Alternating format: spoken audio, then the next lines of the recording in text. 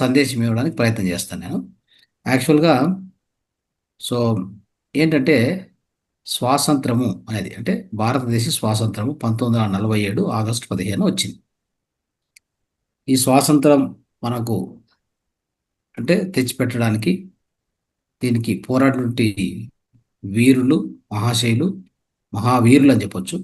వాళ్ళందరికీ కూడా మనందరం ఎప్పుడు కూడా ఆभारी, ఎప్పుడు కూడా ధన్యవాదాలు వాళ్ళకి తెలియజేస్తాం, కృతజ్ఞతలు తెలియజేస్తూనే ఉంటాం. ఈ దేశాన్ని బ్రిటిష్ రాజ్యం నుంచి, ఆ బ్రిటిష్ పరిపాలన నుంచి, ఆ హింసాయుతమైనటువంటి పరిపాలన నుంచి, కబంధ హస్తాల నుంచి విడిపించుకున్నాం.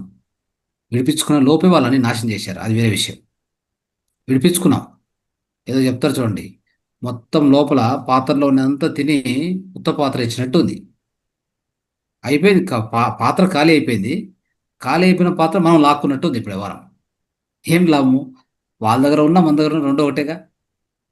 అయితే లాక్కున్నాం, ఏదో ఉన్ని ఆ పాత్రను ఏమైనా పనికొస్తుందేమని. అయితే ఆ పాత్రను కూడా చెడగొట్టుకున్నాం. ఇది ఇంకో విషయం. స్వాతంత్రం వచ్చిందనే సంబరం ఉండొచ్చు, వచ్చింది బాగుంది, వాళ్ళని ఉదయం ఇక్కడి నుంచి పంపించేసాం బాగుంది. అప్పటికే వాళ్ళని నాశనం చేశారు. మనం రాజ్యాలుగా విడి ఉన్నాం, విడివిడిగా ఉన్నాం మనం. ఇక్కడ ఛత్రపతి శివరాజు ఉంటే, శివాజీ ఉంటే, అక్కడ ఇంకొకరు ఎవరో రాజులు. ఎవరికి ఎవరు కనెక్షన్ లేదు. అది బాగా వాళ్ళు ఉపయోగించుకున్నారు, దోచుకున్నారు, దంచేశారు, దోచేశారు. తర్వాత ఉన్నదంతా ఖాళీ చేశారు. అన్ని ఆ, అన్ని ఈ గురుకులాలను నాశనం చేసి వెళ్ళిపోయారు. అది చాలు, వాళ్ళకి కావాల్సింది అదే. ఈ విద్యను ఈ దేశంలో అత్యున్నతంగా, అతి గొప్పగా ఉన్నటువంటిది ఏంటంటే అంటే మన యొక్క సంస్కారము. ఆ సంస్కారం ఎక్కడి నుంచి వచ్చింది తెలుసా మనకు? విద్య నుంచి వచ్చింది. ఆ విద్య నాశనం చేస్తే చాలు, ఈ భారతదేశాన్ని నాశనం ఎప్పుడైనా ఇంకా అక్కర్లేదు. వాళ్ళు ఇక్కడ ఉండాల్సిన అక్కర్లా, వాళ్ళు వెళ్ళిపోవచ్చు, ఆరాంగా వాళ్ళ ఇంట్లో ఉండొచ్చు, హాయిగా పడుకొని నిద్రపోవచ్చు. ఇక్కడ జరగాల్సిన నష్టం జరుగుతూనే ఉంటుంది, జరుగుతూ ఉంది. ఇదేంటి స్వాతంత్రం గురించి చెప్పమంటే ఏదో చెప్తున్నట్టే. అవును, స్వాతంత్రం వచ్చిందని సంబరపడేది కాదు, సంబరాలు ఎన్నైనా చేసుకోవచ్చు. What is the use? ఏం ఒరిగింది చెప్పండి. సరే, స్వాతంత్రం వచ్చింది, మనం ధనవంతులు అయ్యామంటే కష్టపడుతూ ఆ, ఎంతో మన విజ్ఞానాన్ని చెమట ఓర్చి మనం మళ్ళీ మన వనరులు మనం సమకూర్చుకుంటాం. సమకూర్చుకునే దానికి ఇప్పుడు ఒక స్వాతంత్రం దొరికింది, బాగానే ఉంది.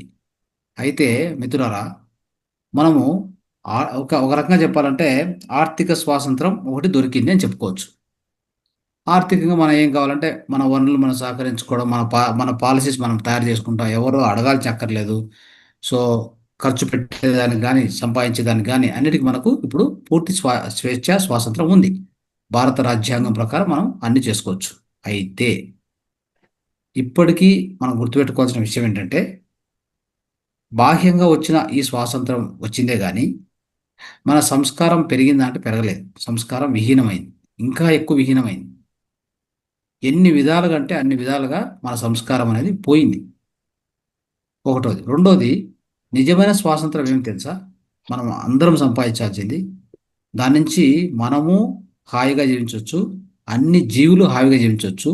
అన్ని జీవరాశులు ఈ భూమి మీద మన మీద ఆధారపడి కాదు, మనతో పాటు సహచర జీవులు అని చెప్పొచ్చు. మన మీద ఎవరు ఆధారపడలేదు, అది వేరే విషయం. మనం అందరి మీద ఆధారపడాల్సిందే కానీ మన మీద ఎవరు ఆధారపడే వాళ్ళు ఒక చిన్న చీమ కూడా ఆధారపడదు. గుర్తుపెట్టుకోండి, బాగా రాసి పెట్టుకోండి.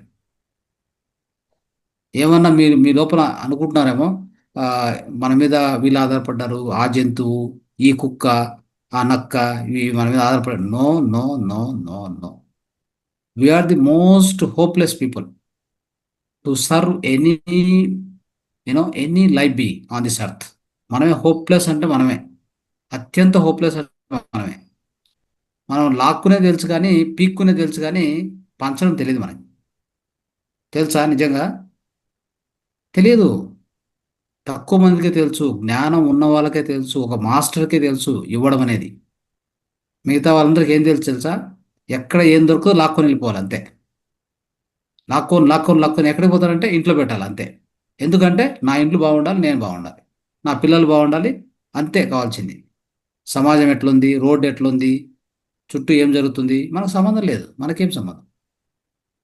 కాబట్టి మనంత స్వార్థ జంతువు ఏది లేదు భూమి మీద. అర్థమైందా? సో ప్రతి జంతువు, నేను ఇప్పుడు మొన్న కూడా టీచర్స్ చేస్తూ చెప్తూ వచ్చాను. ఈ భూమి మీద నువ్వేమైనా నేర్చుకోవాలంటే నిన్ను చూసి ఎవరు నేర్చుకోరు. నేర్చుకోవాల్సిన అవసరం కూడా లేదు. ఎవరిని చూసి నేర్చుకోవాలంటే ప్రకృతిని చూసి నేర్చుకోండి చాలు. ప్రకృతే దేవత, ప్రకృతే గురువు, ప్రకృతే జీవనము, ప్రకృతే ప్రాణము, ప్రకృతే ఎంత అంతా కూడా అదే. ఒక చెట్టును చూసి నేర్చుకోండి, ఎంత నేర్చుకోవాలో తెలుసా? ఒక జంతువును, పక్షిని చూసి నేర్చుకోండి, ఎంత హాయిగా విహరిస్తూ ఉంటుంది. దానికి నెక్స్ట్ ఈరోజు ఆహారం దొరుకుతుందో లేదో తెలియదు. రే రేపు ఆహారం దొరుకుతుందో లేదో తెలియదు. ఈరోజు నీరు దొరుకుతుందో లేదు, రేపు నీరు దొరుకుతుందో లేదు. మన కాడ ఇంకా 10 సంవత్సరాలకు కావాల్సిన డబ్బులు బ్యాంకులో పెట్టుకొని కూడా ఏడుస్తూ ఉంటాం. కూర్చొని ఏడుస్తూ ఉండేదన్నమాట.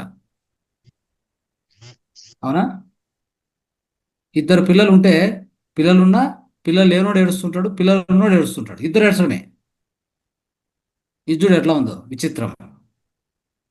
నీకు పిల్లలు ఉన్నారు కదా అంటే పిల్లల నుంచే ప్రాబ్లం ఉంటాడు వీడు. నీకు పిల్లలు లేరు కదా, పిల్లలు లేదు కాబట్టి ఏడుస్తున్నాడు వాడు అంటాడు. రెండు విచిత్రాలే మనకు, కదా? సో బాగా గుర్తుపెట్టుకోండి, ప్రకృతి నుంచి ప్రతిదీ నేర్చుకోవాలి. మన నుంచి ఎవరు నేర్చుకోవాల్సిన అవసరం లేదు మిత్రులారా. వదిలేయండి ఆ పాయింట్.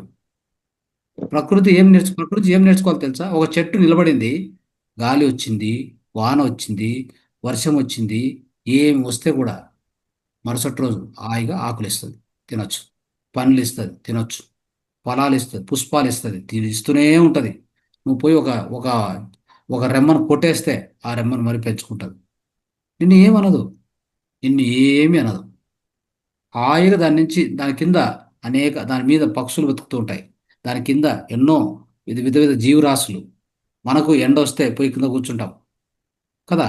ఇట్లా అది ఎంత, అంటే ఎంత నిస్వార్థంగా అది దాని సేవను అందిస్తూ ఉంటుందంటే అదే భగవంతుడు. అర్థమైందా? ఇంకెవరు కావాలి నీకు? భగవంతుని ఎక్కడో ఎందుకు ఎతుకుతావు? పోయి చూసి ఎతికి ఎతికి ఎతికి ఆ రామేశ్వరము పరమేశ్వరం అని తిరుగుతూ ఎన్ని చోట్ల తిరుగుతావు? చారదామంటారు, ఇది అంటారు. ఎందుకు ఎందుకు ఎక్కడికి వెళ్తావు? నీ ఇంటి బయట ఉన్న చెట్టును కరెక్ట్ కూర్చొని ఆ, దాన్ని తీక్షణంగా దాని వైపు చూడు చాలు. తీక్షణంగా చూడు. దాని కాన్షియస్నెస్తో, దాని చైతన్యంతో, నీ చైతన్యంతో మాట్లాడు. నీకు ఎన్నో విషయాలు అదే చెప్తుంది.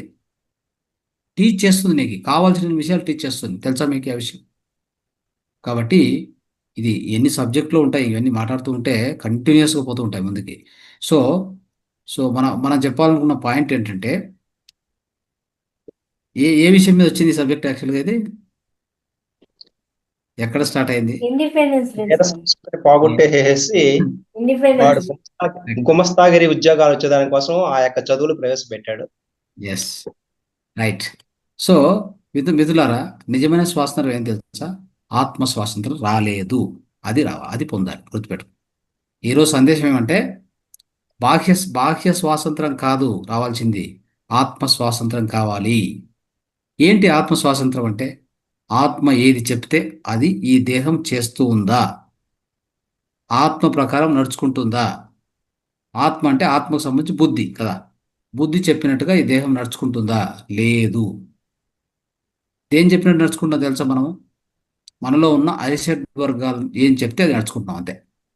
దాని నుంచి స్వాతంత్రం పొందాలంటే ఏం చేయాలి? ధ్యానం చేయాలి, సాధన చేయాలి, సజన సాధన చేయాలి, స్వాధ్యాయం చేయాలి, ఇంతే చేయాల్సింది. ఇది ఈరోజు సందేశం ఏంటంటే, మన అందరం కూడా ఆత్మ స్వాతంత్రం పొందాలి. పొందినటువంటి రోజు నువ్వు ఆనందంగా ఉండొచ్చు, నీ కుటుంబం ఆనందంగా ఉంటుంది, నీ చుట్టూ ఉన్న ఊరు ఆనందంగా ఉంటుంది, ఈ ఈ సమాజం మొత్తం ఆనందంగా ఉంటుంది, అన్ని జీవులు ఆనందంగా బతుకుతాయి. నీ నుంచి ఎవరికి నొప్పి రాదు. అర్థమైందా? ఎందుకంటే నువ్వు మాస్టర్గా తయారవుతావు కదా. ఆ బాహ్య స్వాతంత్రాన్ని వదిలేయండి, అది అయిపోయిన కథ.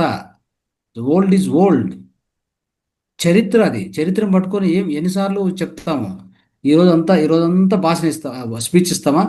ఈ స్పీచ్ ఎవరైతే ఇచ్చింటారో రాత్రో లేదా రేపు పొద్దున పోయి మాంసం బాగా తిని నలుగురిని మోసం చేసి, ఆ, వాళ్ళే చేసేది ఇవన్నీ.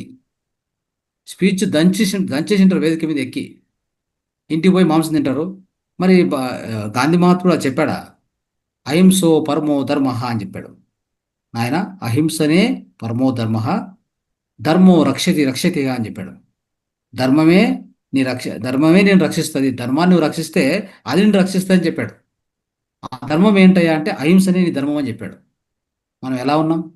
అన్ని రకాల హింస చేస్తూ ఉంటాం, మానసికంగా, శరీరపరంగా, ఆ, భావనల పరంగా, ఆలోచనల పరంగా అన్ని హింసనే జరుగుతూ ఉంటుంది ప్రతినిత్యం. వీటన్నిటి నుంచి బయటపడాలంటే ఒకే ఒక మార్గము, ఆత్మ స్వాతంత్రం దొరకాలి.